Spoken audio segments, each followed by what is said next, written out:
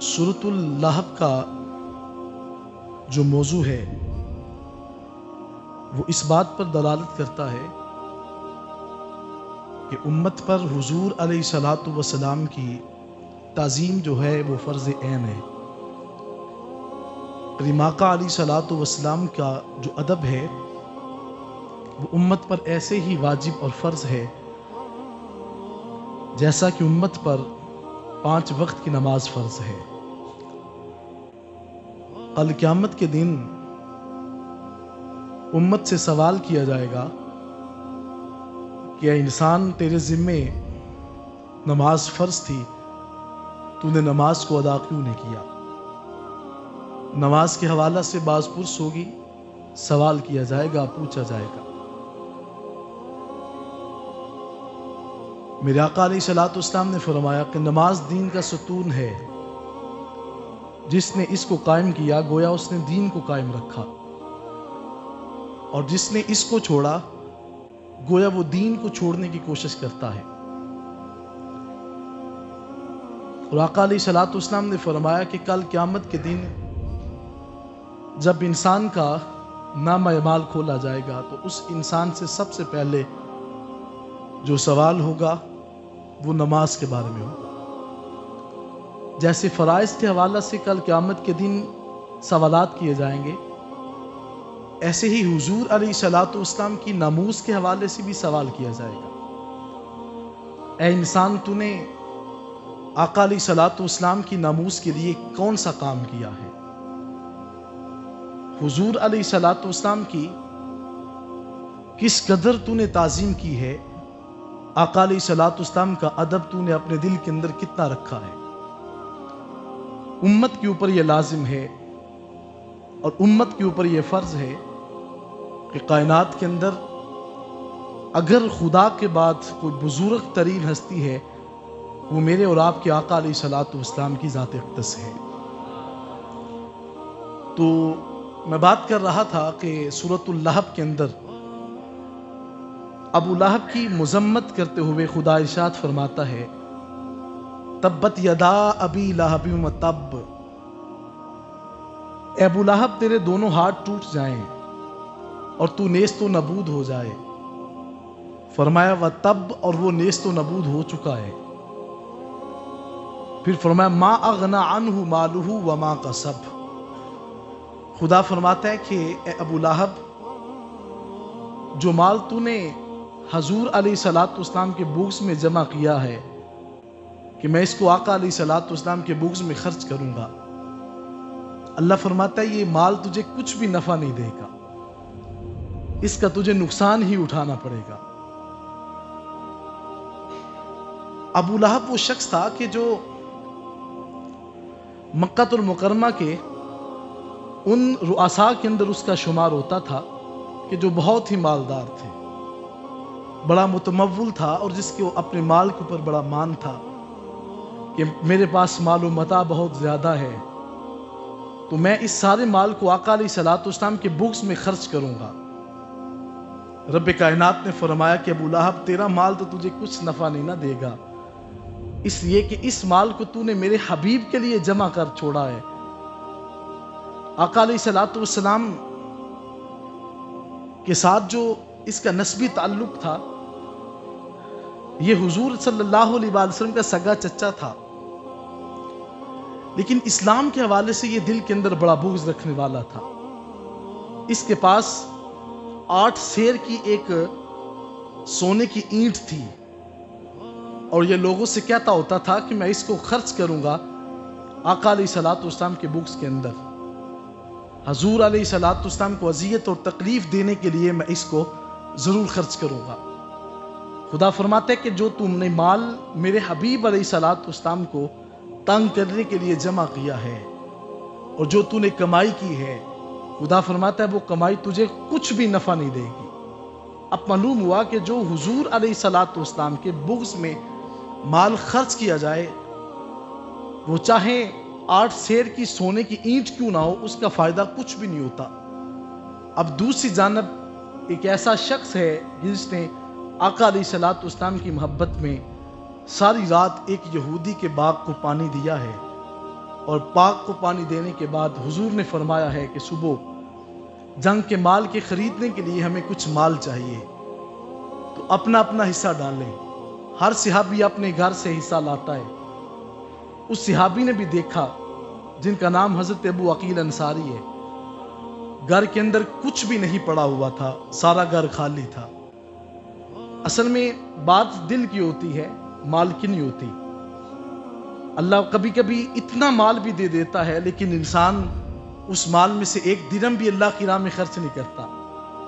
لیکن کسی کے پاس مال ہوتا نہیں ہے لیکن اس کا جی چاہتا ہے، جیسے میرے حضور کی ولادت نے لکھا ہے نا کہ گھر تیرا تے گھر وچ تو ہے تے گھر دا سب کچھ تیرا، گھر تیرا تے گھر وچ تو ہے تے گھر دا سب کچھ تیرا، تے یعقوب تیرا ایک خادم تے میں وچ نہیں کچھ میرا۔ آپ کبھی غور کیا کریں کہ آقا علیہ الصلوۃ والسلام کے صحاب اگرچہ ظاہراً مال و متاع کچھ بھی نہیں ہے، ساری رات ایک یہودی کے جو ہے وہ باغ کو پانی دیتے ہیں، مشک اپنے کندھوں کے اوپر اٹھا کر کے ساری رات اس کو پانی دیا۔ تو حضرت ابو عقیل انصاری صبح اٹھتے ہیں اور اٹھ کر جب وہ پانی دینے کے بعد اجرت ملتی ہے، چند سیر جو ہے وہ اجرت لے کر حضور کے قدموں میں پیش کی، عرض کی حضور میرے پاس اس کے علاوہ اور کچھ بھی نہیں تھا، ڈیر لگا ہوا ہے۔ میرا آقا علیہ الصلوۃ والسلام نے فرمایا ان کھجوروں کو اٹھا کر اے ابو بکر سارے کے سارے ڈھیر کے اوپر ڈال دو۔ عرض کی حضور کسی نے 100 اونٹ سامان دیا ہے تو کسی نے 200 اونٹ سامان دیا ہے، اور کسی نے جو ہے وہ اپنے گھر کا سارا سامان لا کر رکھ دیا۔ عرض کی حضور حضرت ابو عقیل انصاری چند کھجوریں آپ کی خدمت میں پیش کر رہے ہیں، اور آپ نے فرمایا کہ اس کو سارے کے سارے ڈھیر کے اوپر ڈال دو۔ فرمایا اس لیے کہ ابو بکر یہ مال عام نہیں ہے، یہ وہ مال ہے جو ابو عقیل انصاری میری محبت میں اللہ کی راہ میں خرچ کر رہا ہے۔ وہاں پہ یہ نہیں دیکھا جائے گا کہ اس نے کتنا مال خرچ کیا ہے، وہاں پہ اخلاص دیکھا جائے گا کہ اس کے دل کے اندر اخلاص کتنا ہے، محبت اور پیار کتنا ہے۔ ابو لہب کے پاس مال تو تھا لیکن حضور سے بغض رکھنا تھا۔ خدا نے فرمایا ما اغنى عنہ مالہ وما کسب، ابو لہب تیرا مال تجھے کچھ بھی نفع نہیں دے گا۔ پھر فرمایا سیصلی نارا ذات لہب، فرمایا خدا فرماتا ہے ان قریب تجھے بھڑکتی ہوئی آگ میں ڈالا جائے گا۔ حضور سے بغض رکھنے والے انسان اپنے آپ کو یہ نہ سمجھیں کہ کل قیامت کے دن خدا ہمیں چھوڑ دے گا۔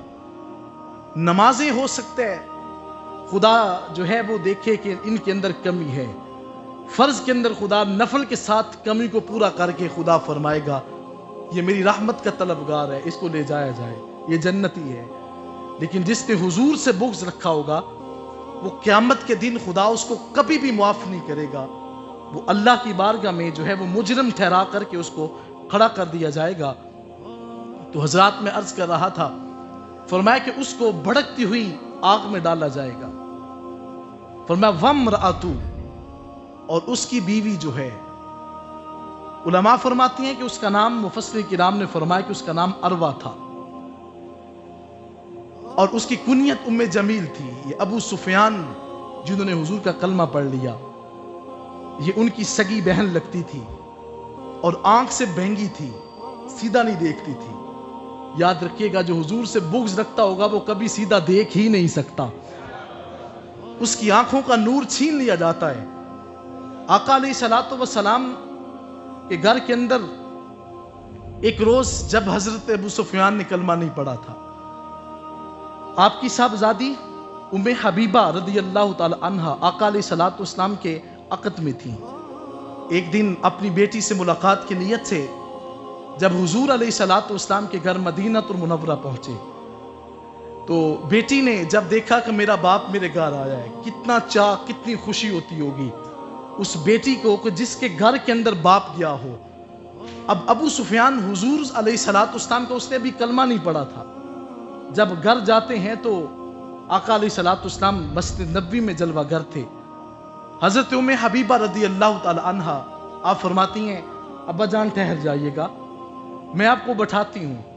جب بٹھانا چاہا تو جو بستر آقا علیہ الصلوۃ والسلام کا لگا ہوا تھا، حضرت ام حبیبہ اس کو لپیٹ کر ایک سائٹ پہ رکھتی ہیں۔ ابو سفیان بیٹی سے کہنے لگے کہ بیٹی، جب مہمان آتے ہیں تو بستر اکٹھے نہیں کیے جاتے، وہ تو بچھائے جاتے ہیں، اور تو نے بستر ہی اکٹھا کر دیا، اب میں بیٹھوں گا کہاں پہ؟ تو فرمایا باپ اپنے مقام پہ ہوں گے، لیکن فرمایا کہ اے ابو سفیان، تجھے نہیں پتا یہ کوئی بستر عام بستر تھوڑا ہے، اس بستر کے اوپر رب کی طرف سے وحی آتی ہے، جبریل امین بھی اترتے ہیں۔ فرمایا کہ اے ابو سفیان، تیرے ساتھ میرا نسبی تعلق تو ہے، لیکن ابھی تیرا جسم پاک نہیں ہے، یہ وہ بستر ہے جس کی قسم خدا اٹھاتا ہے۔ فرمایا اب ایسا تو نہیں ہو سکتا کہ اس کے اوپر تو بیٹھ جائے۔ حضرت ام حبیبہ رضی اللہ تعالی عنہا کہ یہ لفظ جو ہیں ابو سفیان کے دل کے اوپر تیر کی طرح جو ہیں وہ جمتے ہیں۔ کہا کہ میری اپنی ہی جو ہے وہ پشت سے جس کو جنم دیا گیا، اپنی ہی صاحبزادی جو ہے میرے بارے میں ایسا خیال رکھتی ہے، شاید وہ نبی کتنا کمال کا نبی ہے، اس نبی کا مقام کتنا اعلیٰ اور عرفہ ہے۔ تو کسی شاعر نے خوب لکھا ہے نا کہ یوں تو سارے نبی محترم ہیں مگر، یوں تو سارے نبی محترم ہیں مگر، سید الانبیاء تیری کیا بات ہے۔ آقا علیہ الصلوۃ والسلام کے مقام کو کون جان سکتا ہے؟ ابو سفیان کی جو ہے وہ بہن لگتی ہے عروہ، جس کا نام ہے ام جمیل، اس کی کنیت ہے، اور وہ ابو لہب کے عقد کے اندر ہے۔ اب میں جو بات آپ کو سمجھانے لگا ہوں، اب وہ خاتون جو ہے بینگی ہے، سیدھا دیکھ بھی نہیں سکتی۔ ان لوگوں کا جنہوں نے ایک آنکھ سے کانے شخص کو اپنا نبی مان لیا ہے، یہ تو ان کی بات ہے نا، یہ اس شخص کو نبی ماننے ہوئے ہے کہ جو سیدھا دیکھ بھی نہیں سکتا۔ تو ہم کس نبی کو مانتے ہیں جو زمین پہ کھڑے ہو کر عرش سے بالا تر خبریں دے سکتا ہے؟ ہمارا نبی تو وہ نبی ہے نا۔ پھر اعلیٰ حضرت نے جب اس بات کو دیکھا اور آپ نے بول دیا، آپ فرماتے ہیں اس نبی کی کیا بات کرتے ہو؟ فرمایا سب سے اعلیٰ ہو اعلیٰ، سب سے بالا ہو اعلیٰ، فرمایا سب سے اونچا جو نبی ہے وہ تو ہمارا نبی ہے نا۔ تو ذات ذی وقار میں بات کر رہا تھا کہ وہ بھینگا دیکھتی تھی، سیدھا نہیں دیکھتی تھی۔ ام جمیل، اب اس کا کام کیا تھا؟ حضور کے بکس کے اندر سارا دن نکلتی، جنگل کے اندر جا کے تو کانٹے دار جو جھاڑیاں ہیں ان کو کاٹتی رہتی تھی۔ مقصد کیا تھا؟ رات کو میں حضور کے قدموں کے نیچے ان کو بچھاؤں گی، جب حضور گزریں گے، حضور کے مبارک نالین جو ہیں وہ زخمی ہوں گے تو میں خوش ہو جاؤں گی۔ آپ نے سنا ہوگا کہ ایک اصول یہ ہے کہ جو بندہ کسی کے لیے کانٹے بوتا ہے، کبھی ایسا نہیں ہو سکتا کہ اس کے لیے کانٹے نہ بو جائیں۔ یہ دنیا مقافات عمل ہے، جیسا آپ کسی سے کریں گے ویسا آپ کو بھگتنا پڑے گا۔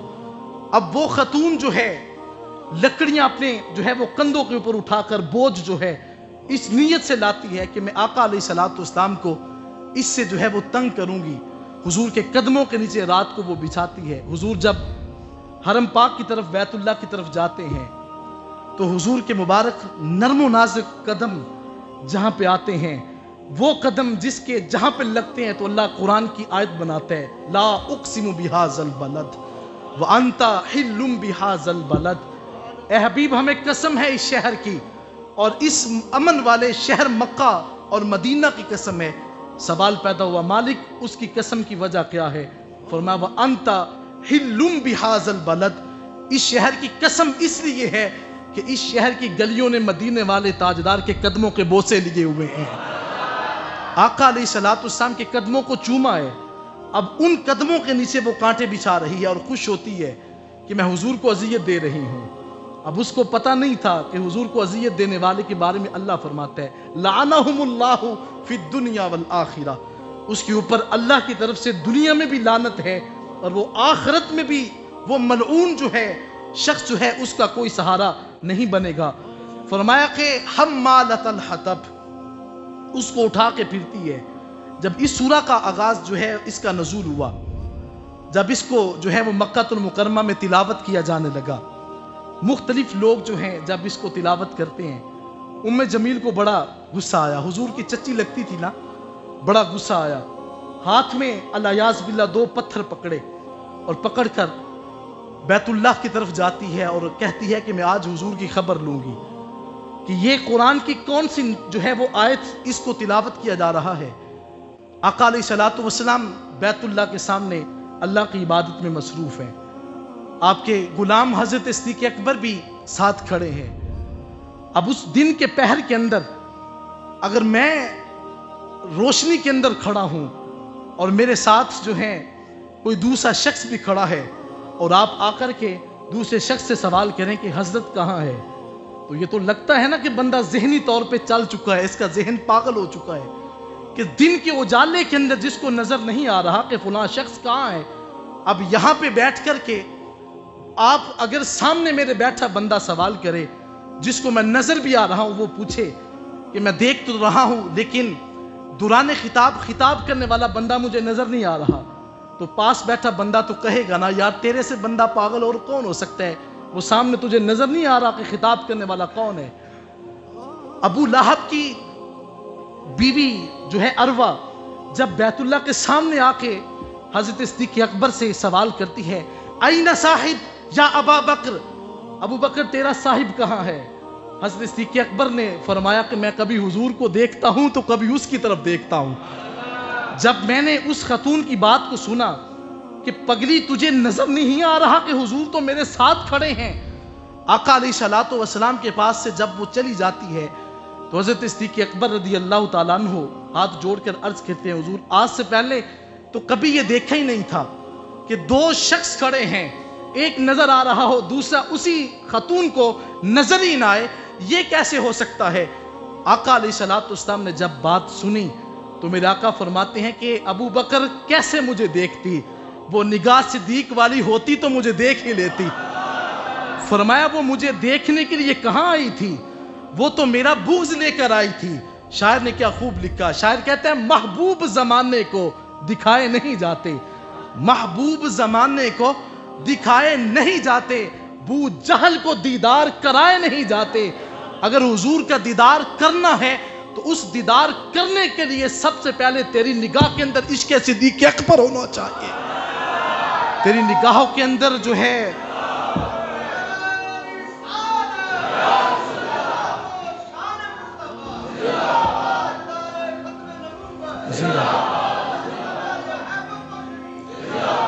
فرمایا تیری نگاہ کے اندر، اس کی نگاہ کے اندر وہ نور نہیں تھا جس کے ساتھ وہ مجھے دیکھ سکتی۔ حضرت صدیق اکبر رضی اللہ تعالیٰ عنہ حضور کی بارگاہ میں ایک روز حضرت خدمت ہوتے ہیں، عرض کی یا رسول اللہ صلی اللہ علیہ وسلم ان کفار نے بڑا تنگ کیا ہے۔ حضور فرماتے ہیں صدیق کیا کہتے ہیں؟ عرض کی حضور اللہ اعاذ باللہ آپ کو یہ نا جو ہے وہ ایک غلط لفظ کے ساتھ جو ہے حضور آپ کو پکارتے ہیں، اور ان کو عرض کی کلمہ کفر کفر نباشد، حضور آپ کو مذمم کہتے ہیں۔ میرے آقا علیہ الصلوۃ والسلام نے برا نہیں منایا۔ آج کسی کو ذرا کہہ کے دیکھیں، آپ کے سر کے بالوں کو پکڑنے کی کوشش کرے گا۔ آپ سید الانبیاء ہیں، حضور امام الانبیاء ہیں۔ جب حضور نے خود سنا کہ مجھے مذمم کہتے ہیں تو میرے آقا نے ہنس کے کہا، جس کی تسکین سے روتے ہوئے ہنس پڑے، جس کی تسکین سے روتے ہوئے ہنس پڑے، اس تبسم کی عادت پہ لاکھوں سلام۔ حضور مسکراتے ہیں۔ میرے آقا علیہ الصلوۃ والسلام نے فرمایا صدیق بات تو کوئی نہیں نا؟ عرض کی حضور یہ مذمم آپ کو کیوں کہتے ہیں؟ فرمایا صدیق بات اتنی سی ہے، ان کا مذمم اور ہے، تمہارا محمد اور ہے۔ فرمایا خدا نے مجھے محمد بنا کر بھیجا ہے صلی اللہ، سب محبت کے ساتھ کہیے صلی اللہ۔ فرمایا آقا علیہ الصلوۃ والسلام نے فرمایا صدیق مجھے ہر بندہ نہیں دیکھ سکتا، مجھے وہی دیکھ سکتا ہے جس کے اندر تیرے نور جیسی تیری محبت جو ہے وہ نگاہوں کے اندر چھپی ہوئی ہوگی۔ اب وہ خاتون جو تھی اپنا بوجھ اپنے اوپر اٹھاتی ہے۔ فرمایا کہ جب وہ اٹھا کر حضور کے قدموں میں ڈالتی ہے، آقا علیہ الصلوۃ والسلام رات کو چلتے ہیں، اور وہ خاتون ایسی تھی کہ جو کانٹے حضور کے قدموں میں بچھاتی ہے اور خوش ہوتی ہے کہ حضور کے مبارک قدموں میں کانٹا چبھتا ہے۔ میرے آقا علیہ الصلوۃ والسلام ایک مقام ایسا بھی ہوتا ہے، ابو جہل نے آقا علیہ الصلوۃ والسلام کو دعوت دی اور فرمایا حضور میرے جو ہے وہ آپ گھر تشریف لائیں، حضور اس کی دعوت کو بھی قبول فرماتے ہیں۔ ابو جہل نے ایک گڑھا کھودا، اس کے اوپر جو ہے ایک پردہ ڈال کر کے حضور سے فرمایا کہ حضور گزریں۔ آقا علیہ الصلوۃ والسلام کو حکم ہوتا ہے حبیب یہاں سے آپ نے گزرنا نہیں ہے، یہ میرے اور آپ کے آقا کا مقام ہے۔ حضور لب کی طرف لقمہ لاتے ہیں، خدا کا حکم آتا ہے حبیب رک جائیں، ہم تو حرام بھی کھائیں تو ہمیں خبر نہ ہو، اور میرے آقا علیہ الصلوۃ والسلام زہر آلودہ جو کھانا ہے اس کو حضور تناول کرنا چاہتے ہیں، حضور نے قریب کیا ہے، حکم ہوتا ہے حبیب رک جائیں، اس کے اندر زہر ملا ہوا ہے، حضور رک جاتے ہیں۔ اب جس کے کھانوں کا حکم آسمانوں سے آئے اس کو امام الانبیاء کہا جاتا ہے، جس کو کھانے کا حکم بھی خدا دیتا ہے کہ حبیب رک جائیں، اس کھانے کا لقمہ اپنے پیٹ کے اندر آپ نے داخل نہیں کرنا۔ آقا علیہ الصلوۃ والسلام جب اس کے گھر جاتے ہیں، حضور وہاں سے گزرتے ہیں، ابو جہل خود اس گھرے کے اندر گرتا ہے۔ آقا علیہ الصلوۃ والسلام جب وہ اپنے ساتھیوں سے کہتا ہے کہ مجھے نکالا جائے، اب جو اس کو نیچے سے نکالنے کی کوشش کی جاتی ہے، وہ جو ہے وہ زمین کے اندر دنستا جاتا ہے۔ اس نے خود کہا کہ آج میں نکلوں گا تو فقط مدینے کے تاجدار مجھے نکال سکتے ہیں۔ آقا علیہ الصلوۃ والسلام نے اپنا مبارک ہاتھ قریب کیا، وہ باہر آتا ہے، اور جب ابو جہل نے اس بات کو دیکھا، حضور علیہ الصلوۃ والسلام کو وہ مانتا نہیں ہے۔ مقصد یہ تھا کہ اس کے دل کے اندر حضور کا بغض تھا، جس نے اتنا کچھ بھی دیکھ کر آقا کو نہیں مانا، اس کا حال تو یہ ہے، ایک طرف وہ بھی صحابی رسول ہیں، آقا علیہ الصلوۃ والسلام کے سامنے اپنی بھیڑ بکریاں چرا رہے ہیں۔ قبیلہ بنو قریظہ کے ساتھ جب معاملہ پیش آتا ہے، حضور علیہ الصلوۃ والسلام کے غلام عرض کرتے ہیں حضور میرے جسم سے بدبو آ رہی ہے، اگر میں آپ کا کلمہ پڑھوں تو مجھے کیا ملے گا؟ میرا آقا فرماتے تو کلمہ پڑھ کے تو دیکھ، میں تجھے جنت کی بشارت عطا کرتا ہوں، تو جنتی ہے۔ وہ شخص جو ہے وہ صحابی جس نے ایک لمحہ حضور کے پاس بیٹھ کر کے ابھی نماز اس نے 5 بھی ادا نہیں کی، اس نے روزہ بھی نہیں رکھا، اس نے کوئی عمل بھی نہیں کیا، ابھی کلمہ پڑھا، ادھر کلمہ پڑھتے ہی غزوہ کے اوپر آقا علیہ الصلوۃ والسلام اس کو کہا کہ تو جا کر کے جو ہے وہ یہودیوں کے خلاف تو جنگ کر سکتا ہے۔ سواری کے پائدان کے اوپر جب اس نے پاؤں رکھا، ایک پاؤں اوپر آتا ہے، دوسرا پاؤں پھسلتا ہے، زمین کے اوپر گرتا ہے، سر کے اوپر چوٹ لگتی ہے، شہادت مل جاتی ہے۔ میرا آقا علیہ الصلوۃ والسلام نے فرمایا صحابہ تجھے مبارک ہو، آج اس بندے نے کیا کچھ بھی نہیں ہے، لیکن تیرے نبی کے نام پڑھنے کے صدقے سے اللہ نے جنت میں بھیج دیا ہے۔ یہ وہ مقام ہے جس مقام کے صدقے سے خدا جنت دے گا۔ آقا علیہ الصلوۃ والسلام کا نام لینے سے انسان کو جنت ملتی ہے، اس بات کو اپنے ذہن نشین کر لیں۔ اور دوسری بڑی بات، اہل تصوف صوفیاء کا یہ مشرب ہے کہ ہم جنت کے طالب نہیں ہیں، ہم تو فقط اس کے طالب ہیں جو جنت کا سردار ہوتا ہے۔ ہمیں میرے حضور قبلہ عالم نے ایسے نہیں لکھ دیا کہ کوئی جنت خاطر اڑ دیئے، کوئی حوراں خاطر کد دیئے، کوئی کہتا ہے میں جنت میں جاؤں گا 70 حوریں استقبال کریں گی۔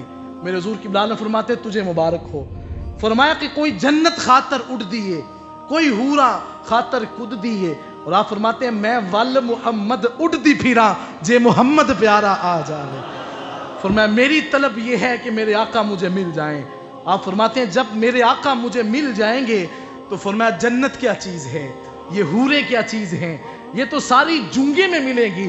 تو ذات ذی وقار اس دن اور وہ گھڑی کتنی جو ہے وہ اعلیٰ گھڑی ہوگی جب کہا جائے گا جنت میں داخل ہو جاؤ۔ وہ لوگ جو حضور کی تعظیم کیا کرتے تھے، جو آقا کا ادب کیا کرتے تھے، تو جو ان کے اندر اس شف کے اندر جو کھڑے ہو کر کے جنت کے راہی بنتے ہوئے نظر آئیں گے، تو پھر جب سامنے حضور کا دیدار ہوگا تو پھر میرے حضور کی اولاد میں لکھا ہے نا کہ مانگو خدا سے دوستو کہ مصطفیٰ کا ساتھ ہو، ہر مصیبت کے وقت میں مجتبیٰ کا ساتھ ہو۔